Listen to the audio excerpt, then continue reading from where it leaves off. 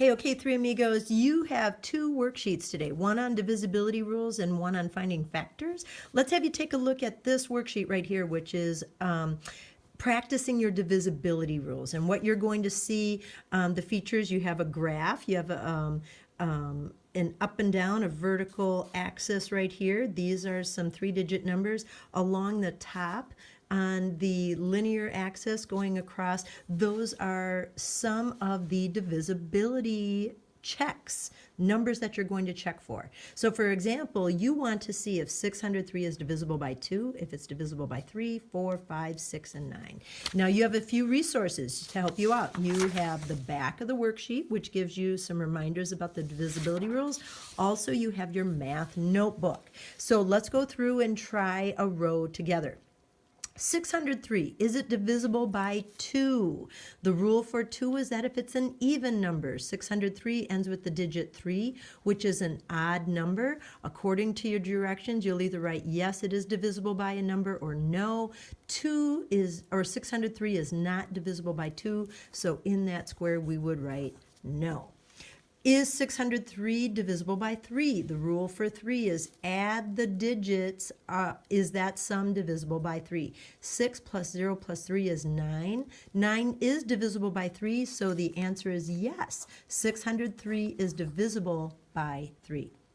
The rule for 4 says check the last two digits. Well, the last two digits are 0 and 3. Not divisible by 4, but let's check. 4 can go into 6 once. You have 2 left over, so that's 2 plus 0 is 20.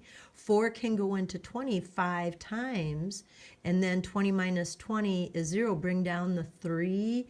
Well, 4 cannot go into 3, so that will not work. So 603 is not divisible by 4. Is 603 divisible by 5? Well, the rule for 5s is, does the number end with a 0 or a 5?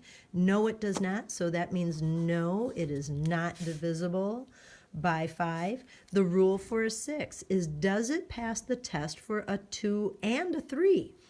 Does not pass the test for a 2, but it does for a 3. But it does not pass the test for both, which means it does not pass the test for 6. Finally, to test for a 9, you add the digits. Is it divisible by 9? 6 plus 0 plus 3 is 9. 9 is divisible by 9, so the answer would be yes, 603 is divisible by 9 without a remainder. So that is the one worksheet. Now the second worksheet is about factors. So let's have you guys take a look at that worksheet. I'm getting mine right here. And so what you're going to do is your knowledge about divisibility rules to find out what the factors are of a number. Now this one right here you may want to use your math notebook for, because it has the reminders of the divisibility rules for 7 and 8.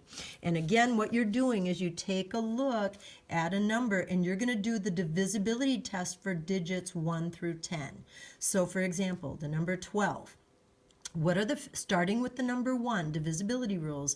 Can 1 go into a 12? Yes, it can, because any number is divisible by 1, and so you would put down 1 and its pair at the opposite side, which is 12. Can 2 go into 12? The answer is yes, because it's an even number, so you put down your 2, and then you have its match, which is 6.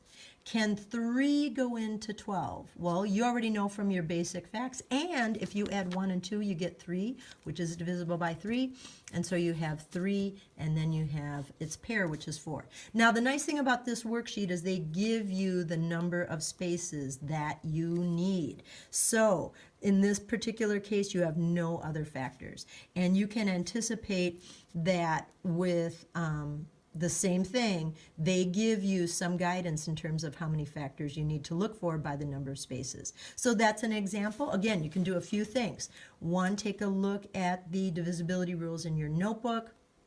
And again, watch this video if you need it. Just as a reminder, thank you.